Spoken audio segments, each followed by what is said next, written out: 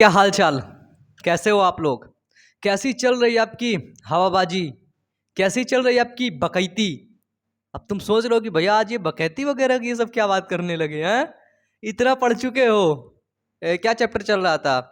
Cell sorry twelfth में है। Twelfth में आप पढ़ रहे थे ह्यूमन रिप्रोडक्शन। ह्यूमन रिप्रोडक्शन में क्या पढ़े हो अभी तक। आज तुमसे मैं क्वेश्चन पूछने वाला हूँ। जो जो क्वेश्चन नहीं बता पाया ना, वो मैं यही समझ लूंगा कि वो बकैती कर रहा था, वो पढ़ नहीं पाया था। ठीक है।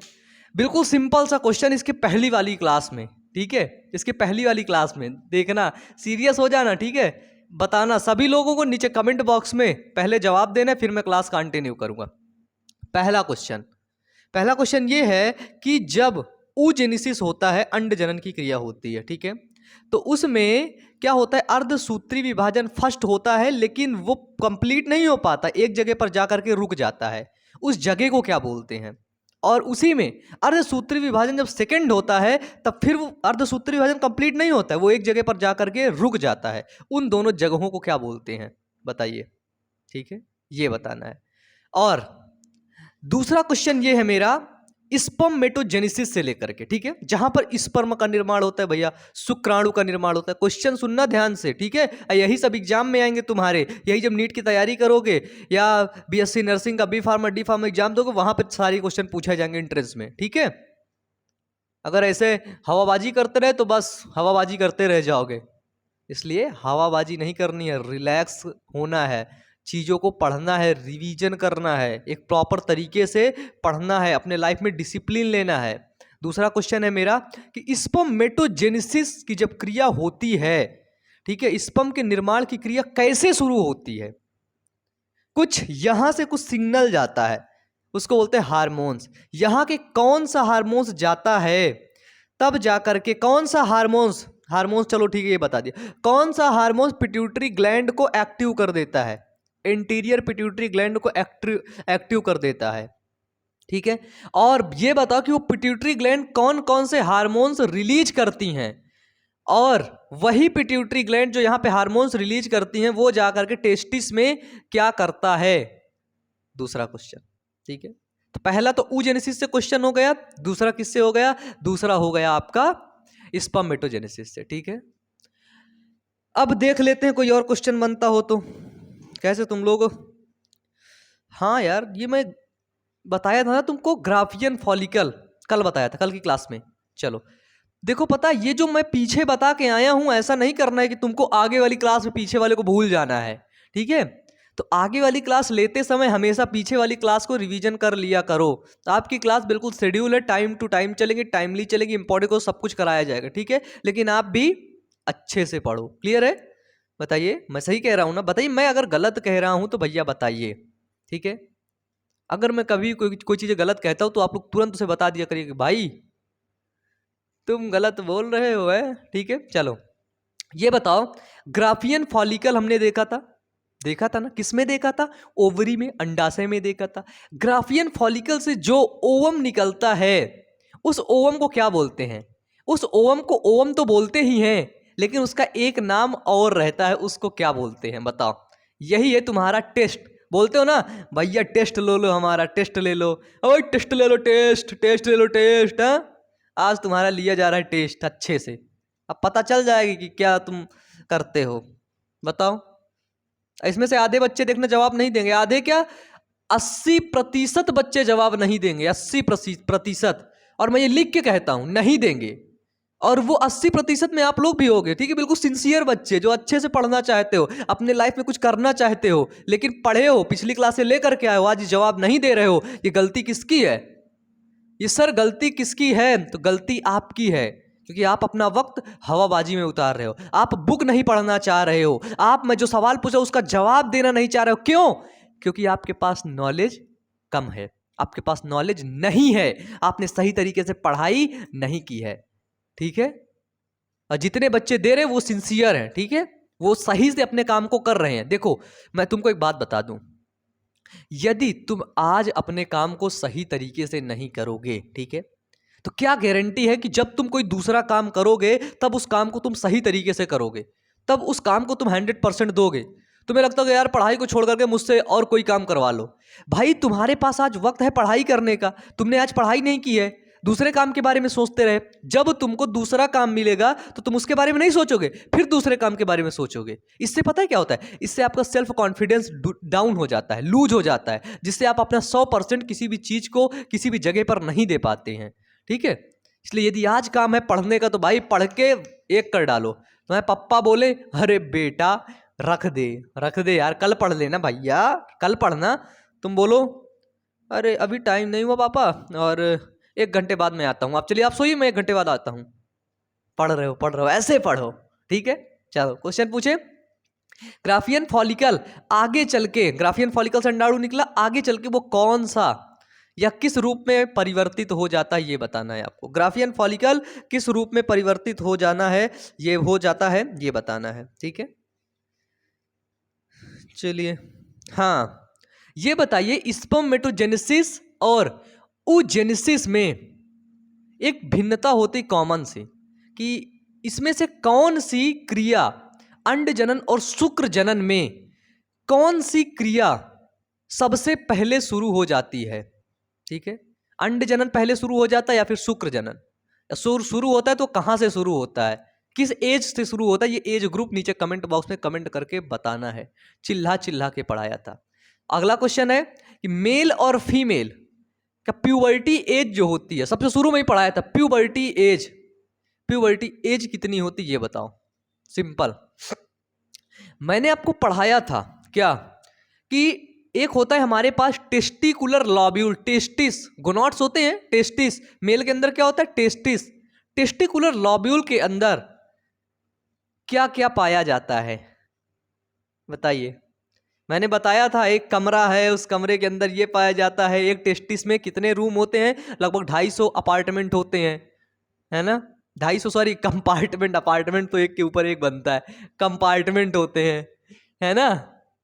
बताओ, इससे देखो सारी चीजें पिछला रिकॉल हो रहा है ना, और पिछला रिकॉल हो रहा है तो तुम्हारी जो क्या है मतलब कमजोरी है वो खुल रही है।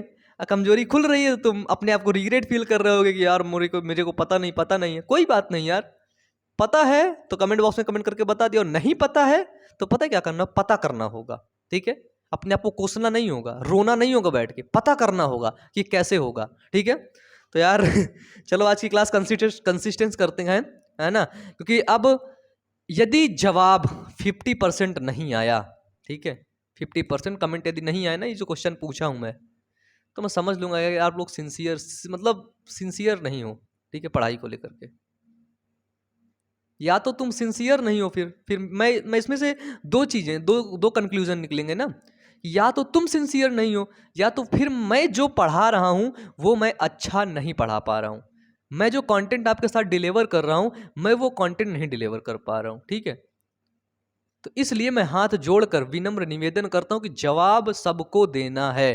ठीक है, 10% to 20% बच्चे, मैं नहीं कहता हूं वो लोग नहीं मानते हैं, कुछ भी नहीं मानते हैं। ठीक है, तो जवाब सबको देना है। एक बात याद रखना हमेशा, जीवन में यदि आपसे कोई बड़ा है, ठीक है, और आप उस फील्ड के बारे में कुछ भी नहीं जानते हैं, यदि वो आपको सिखा रहा है तो आप उसकी बातों को बिल्कुल दिल से सीखिए। ठीक है, और सीखने का प्रयास करिए, हवाबाजी मत करिए।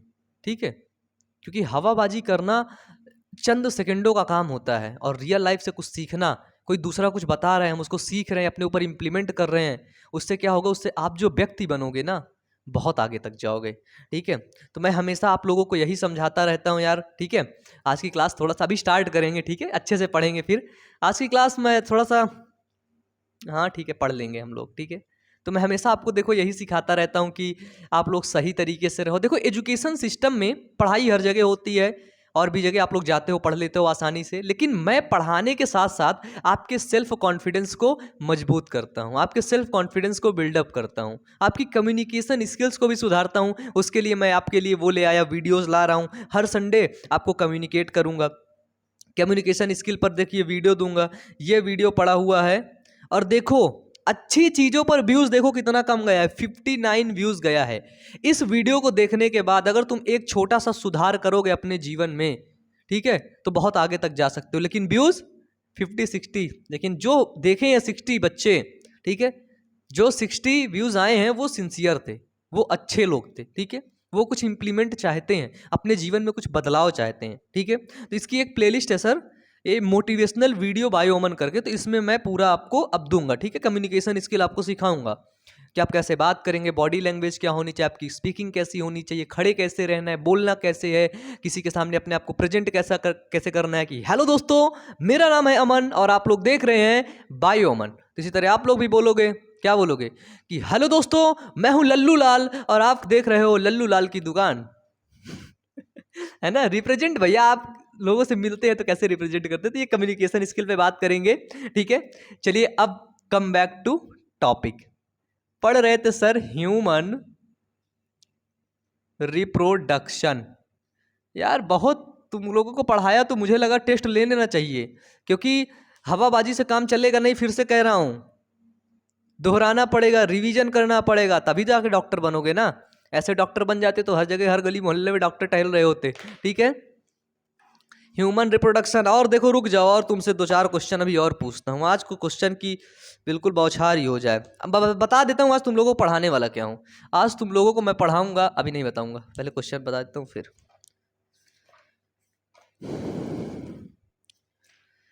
ऐ दिल है मुश्किल ये रूह भी मेरी, ये घर भी है मेरा, जितना नहीं तेरा उतना तो है मेरा।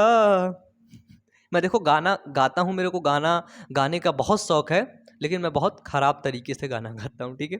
पहली चीज, पहला क्वेश्चन आएगा, क्वेश्चन नंबर पहला।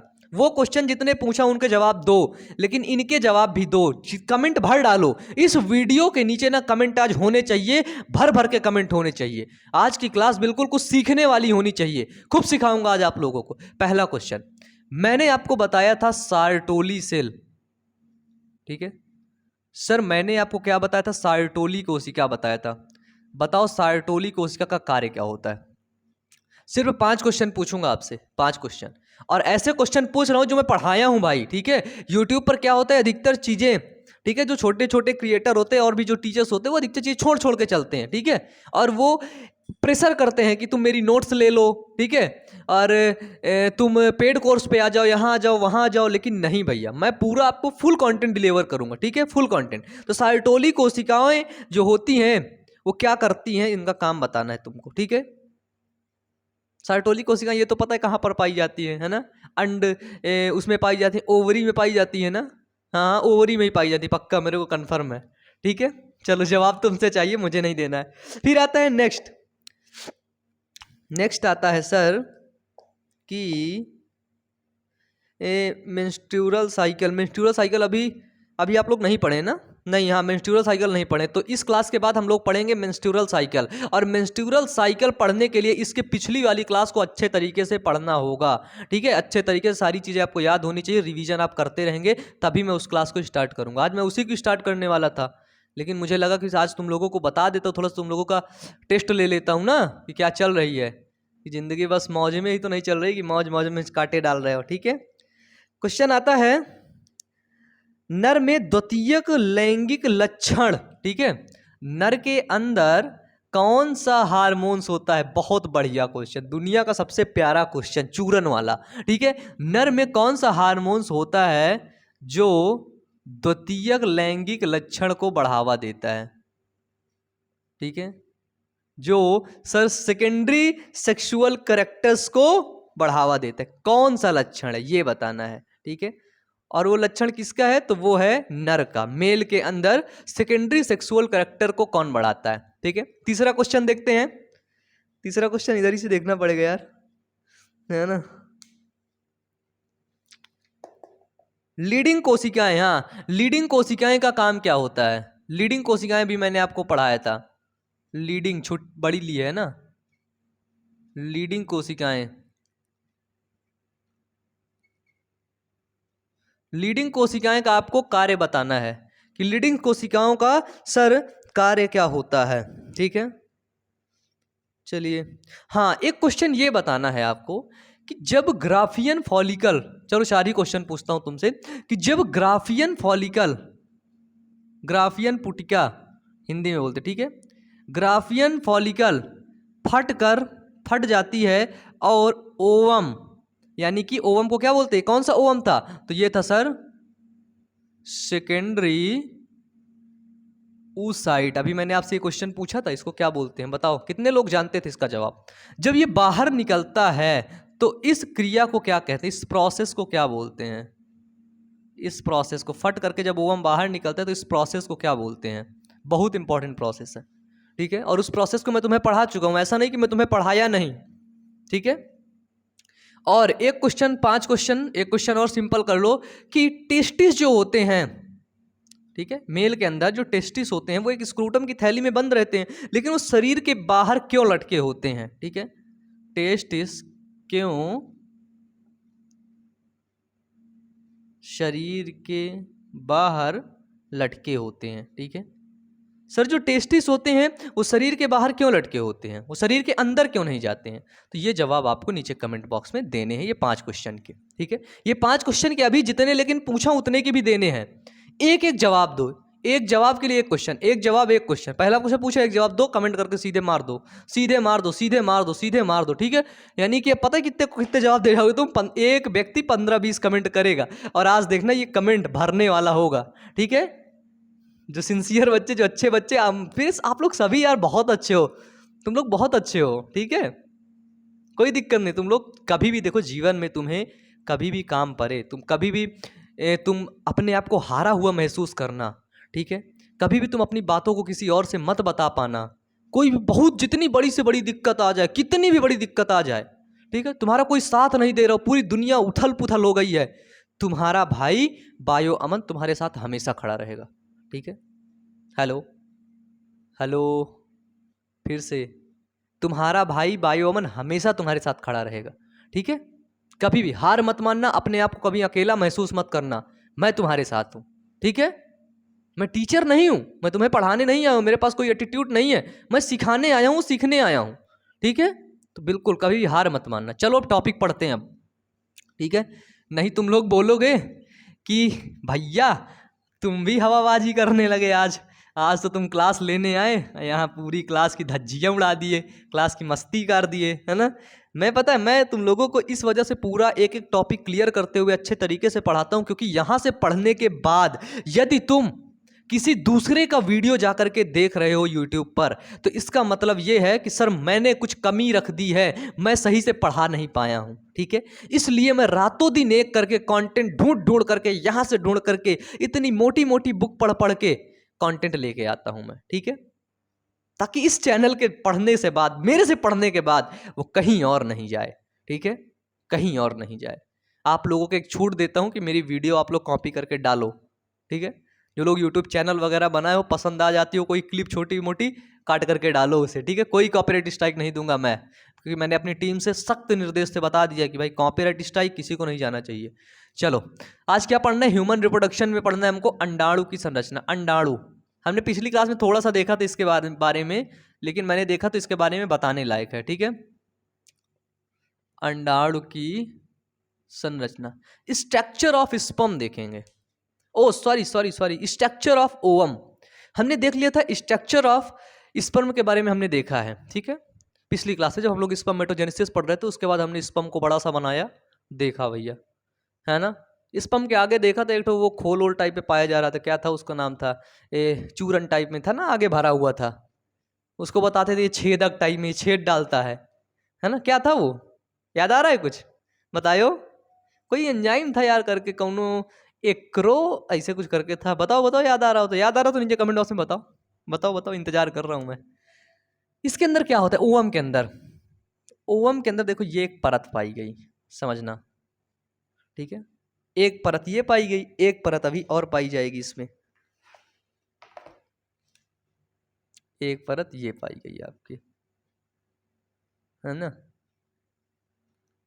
अब देखना दो परत पाई गई, दो परत के बाद सर इसके जो बाहरी स्ट्रक्चर है, ठीक है, बाहरी स्ट्रक्चर में भी कुछ चीजें पाई गई, ये देखो,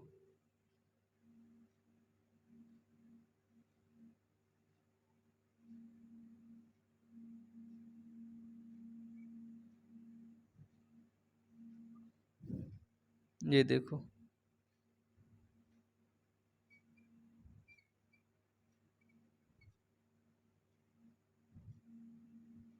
ठीक है। अभी समझना, इनका सभी का नाम है, एक स्पेसिफिक नाम है सभी का, और ये इमेज आपको ऐसे ही बना लेना है।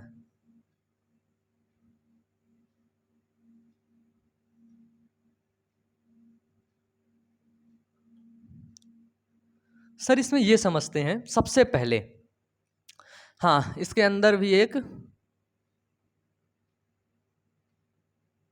ये पाया गया, ठीक है, ये पाया गया, तो इसके अंदर भाई द्रव्य वगैरह भी पाया गया, फ्लूइड तो पाया जाएगा ना, ये देखो, और इसके अंदर भी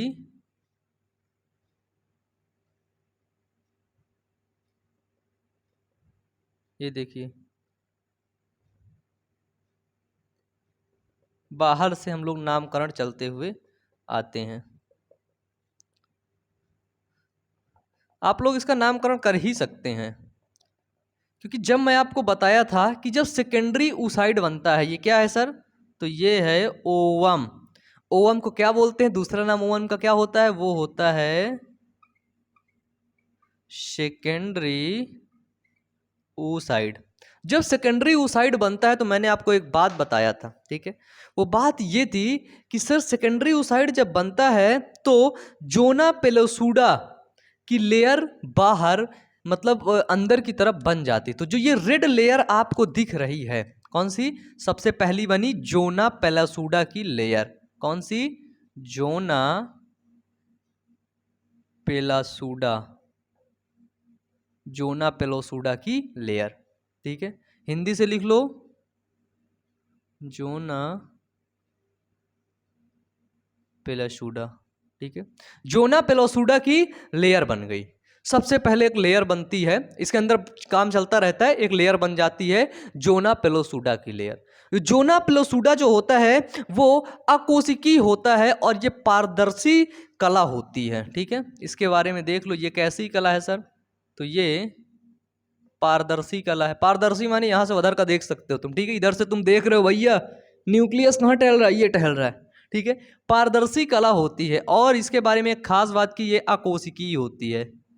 अकोशिकी मतलब इसमें कोशिका वगैरह कुछ नहीं पाया जाता है, तो इसको हम ये भी बोल सकते हैं कि जोना प्लेसूडा की जो लेयर होती है वो निर्जीव होती है ना, क्योंकि अकोशिका नहीं, जीवन नहीं है, तो निर्जीव है, ठीक है, सिंपल। बताइए, जोना प्लेसूडा की जब लेयर होती तब उसके बाहर एक हार्ड कठोर लेयर और बनने लगती है, ये और होती है, ठीक है, ये छोटी सी दिख रही है लेकिन ये अभी और है, अच्छे तरीके से आप इसे देखेंगे तो ओवम का स्ट्रक्चर आप लोग उसमें देखेंगे, क्या बोलते हैं,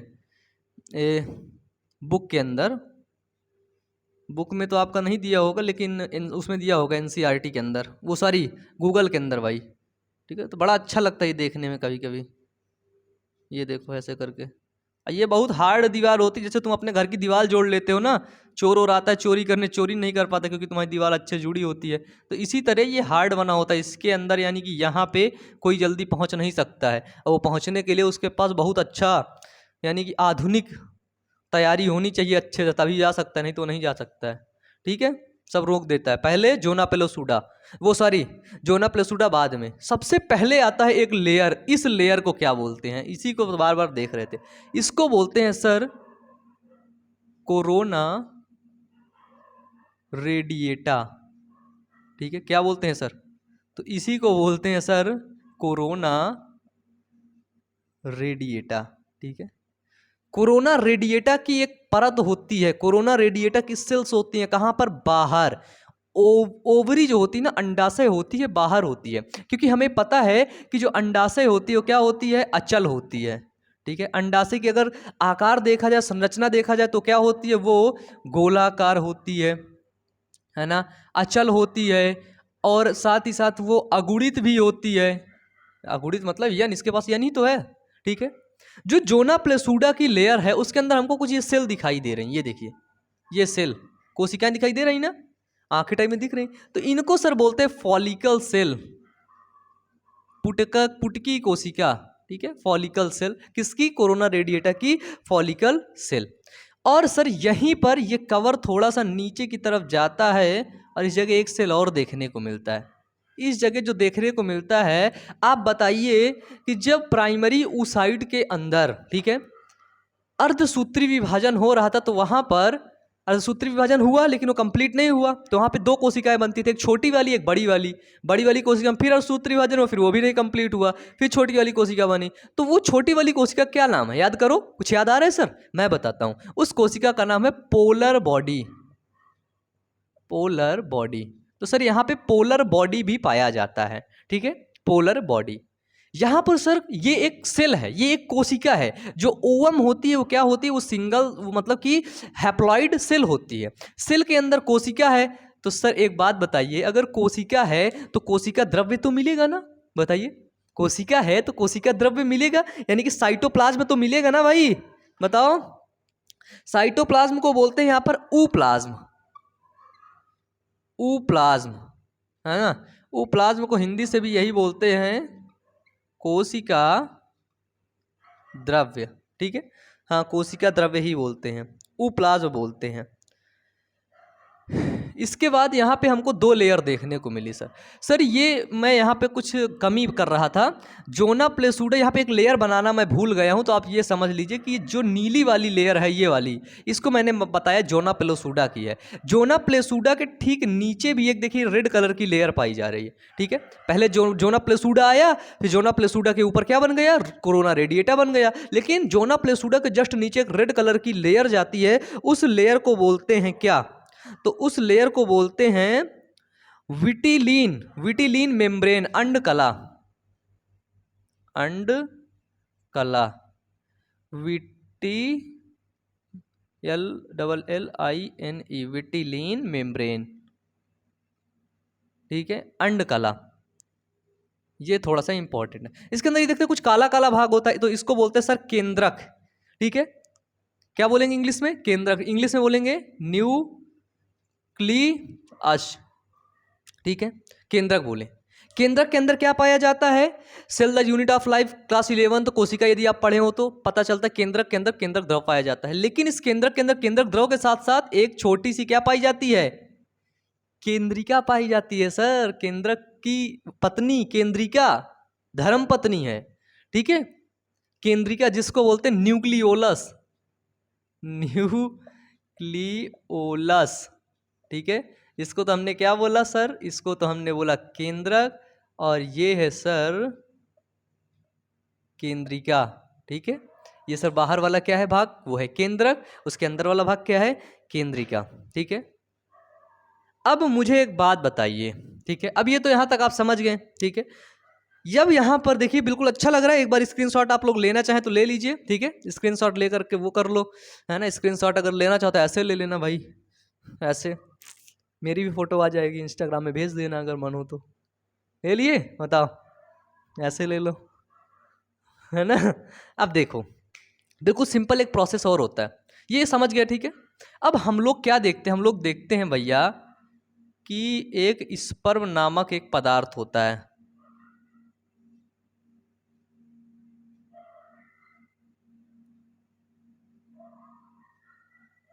ये देखो, ठीक है,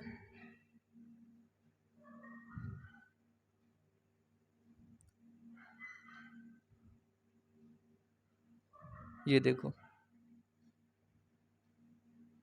मैंने देखा ये स्पर्म है, ठीक है। ये यहाँ पे सर क्या पाया जाता है स्पर्म का, तो ये है सर सेंट्रिओल, ठीक है, तारक्काई, ये क्या है, ये स्पर्म का केंद्रक है, और यहीं पर सर माइटोकॉन्ड्रिया पाए जाते हैं, ये नेक भाग होता है, ठीक है। तो सर इसमें क्या होता है, तो इसमें होता है एक्रोसोम, है ना, ये पढ़े थे कि नहीं, बताया था ना मैं आपको, बोलिए एक बार भाई, हाँ ना तो करिए, कुछ कमेंट बॉक्स में बताइए तो, ठीक है। मैं यहाँ पे चिल्लाए जा रहा हूँ, आप लाइव क्लास चल रही है भाई, यहाँ पर ही नहीं बता रहे हो, हैं, सच में लाइव चल रही है, तुम लोगों के सामने खड़ा हूँ मैं। नीचे कमेंट बॉक्स, कमेंट खोलो, जल्दी जल्दी कमेंट करके बताते रहो, ठीक है, हाँ चलता रहे कमेंट बॉक्स में, ऐसे नहीं, बिल्कुल रिलैक्स मत बैठो यार, जिंदा हो तो जिंदा होने का सबूत दो कि हाँ भाई मैं जिंदा हूँ। कोई तुमको ये ना बोल जाएगा भाई तू गधा है, अबे हट तू पागल, तू जिंदा है क्या, ऐसे ना बोल पाए कोई, ठीक है। तो देखो क्या होता है सर, एक्रोसोम जो होता है, ये दीवार इससे जुड़ती है, रेडिएटा चाचा से, कैसे? कोरोना रेडिएटर से जुड़ती है। तो भैया इसका बाहर वाला पार्ट खत्म होता है, तो ये जो है एक्रोसोम के अंदर जो भरा हुआ था, सॉरी जो एक्रोसोम है वो एक्रोसोम इस जगह अपना जो तरल है लाया था एक्रोसोम स्रावित कर देता है। स्रावित करेगा, धीरे धीरे कोरोना रेडिएटर की जो लेयर है वो धीरे धीरे नष्ट हो रही होती है, नष्ट हो रही होती है, नष्ट हो रही होती है। फिर वो और स्रावित करता है ना। मशीन रहती भाई एक्रोसोम की पूरी, डाल देता है पूरा। फिर एसिड है, जला दिया, फिर एसिड यहाँ पे डाल दिया, यहाँ से स्पर्म, कई स्पर्म जुड़ रहे हैं इसके साथ, ठीक है। देखो यहाँ से भी एक स्पर्म जुड़ रहा है, ठीक है, यहाँ से भी जुड़ रहा है। तो इसमें ये जो क्रिया को पहले कर लेगा, पहले बोले तो जो जिसका एक्रोसोम पहले जा करके इसको मतलब कि वो कर देगा, इस दीवार को छेद कर देगा, वही आगे आ जा पाएगा, अंदर जा पाएगा, उसी का केंद्र, बाकी नहीं। इसका किया, छेद किया।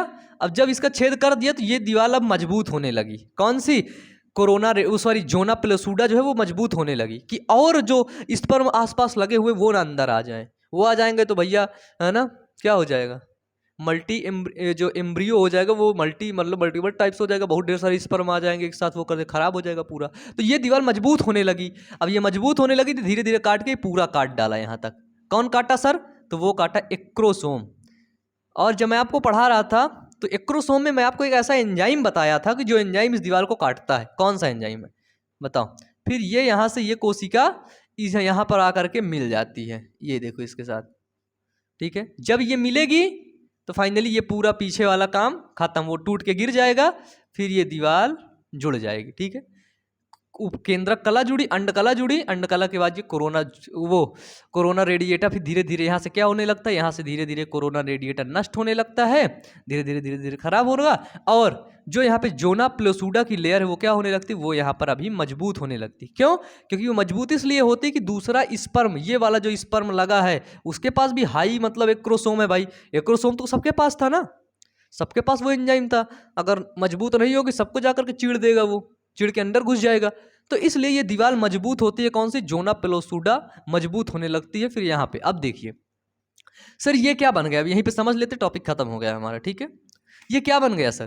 तो ये सर बन गया युग्मक, युग्मनज, सॉरी युग्मनज, युग्मनज, युग्मनज को क्या बोलते हैं? जाइगोट। अब मेरे को एक बात सिंपल बताओ, जाइगोट है, मेरे को सिंपल बताओ, ये युग्मनज द्विगुणित है कि अगुणित है? क्या है ये, हैप्लॉइड है या फिर डेप्लॉइड है?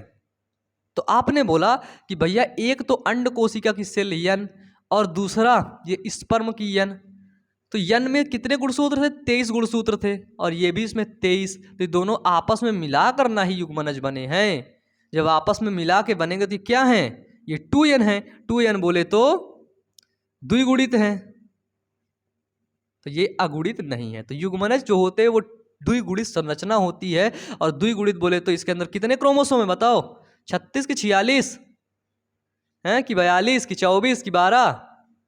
तो ये किसका है भैया? ये है ह्यूमन का, मनुष्य का। तो मनुष्य के अंदर कितने क्रोमोसोम होते? तो होते 46, है ना, 23 जोड़े में होते हैं। तो इस युग्मनज के अंदर कितने क्रोमोसोम होंगे? इस युग्मनज के अंदर कितने गुणसूत्र होंगे? है ना, गुणसूत्र होंगे तभी ना काम होगा। तो इस क्रोमोसोम के अंदर 46, सॉरी जाइगोट के अंदर 46 यानी कि 46 46 गुणसूत्र होंगे, सही तो बोल रहा था, 46 गुणसूत्र होंगे इसके अंदर, ठीक है। हाँ एक चीज मैं बताना भूल गया, ये जब यहाँ पे बन रहा था तो एक नली बन रही थी ना इससे और इससे, ताकि यही तो इसी नली से तो ये अंदर आया, तो उसको बोलते हैं सर निषेचन कीप, लिख लो, ठीक है, निषेचन कीप। निषेचन कीप के द्वारा इसके अंदर पहुंच जाता है आसानी से, फिर ये भी लॉक हो जाता है, ये भी लॉक हो जाता है, निषेचन कीप वगैरह हटता है, सब काम शुरू होता है, ठीक है। एक्रोसोम वाला एंजाइम पूछा था, है ना, वो बताना है। ये एंजाइमों का नाम हाइल्यूरो करके है कुछ, बताओ। सस्पेंस में डाल दिया तुमको, सस्पेंस में डाल दिया, पूरा आधा तो बता ही दिया ना, हाइल्यूरो, है ना, हाइल्यूरो डी। अब आगे का तुम्हें बताना है पक्का। तो आज की क्लास यहीं तक, और पिछला क्लास का रिवीजन करना है आप लोगों को, तभी जाकर के हम नेक्स्ट क्लास में पढ़ेंगे मेंस्ट्रुअल साइकिल, मासिक चक्र, ठीक है, मासिक चक्र ऊपर पढ़ेंगे क्योंकि उसके अंदर बहुत ढेर सारे हार्मोन्स के बारे में पढ़ना पड़ेगा। और वो जो फॉलिकल वाला स्टेज पढ़ाया था ना मैं, प्राथमिक पुटिका, सेकेंडरी पुटिका, टर्टियरी पुटिका, फिर सेकेंडरी ऊसाइड बनी, ग्राफियन फॉलिकल बना, ग्राफियन फॉलिकल कार्पस ल्यूटियम बनाया, ओवम बाहर निकला। तो ये पूरा स्ट्रक्चर याद होना चाहिए, ठीक है, याद होना चाहिए, तभी जा करके आप आवर्त चक्र जो होता है, आर्तव चक्र को, है ना, मेंस्ट्रुअल साइकिल को अच्छे तरीके से समझ पाएंगे। तो आज की क्लास यहीं तक, अच्छे से पढ़ते रहिए। कल की क्लास में हम लोग पढ़ेंगे मेंस्ट्रुअल साइकिल। तैयार रहिएगा, क्योंकि हम हवाबाजी नहीं करते, हम अच्छे से आपको पढ़ाते हैं, अच्छे से आपको कुछ नया सिखाते हैं। तो मिलते हैं नेक्स्ट क्लास में। Wish you all the best. Thank you.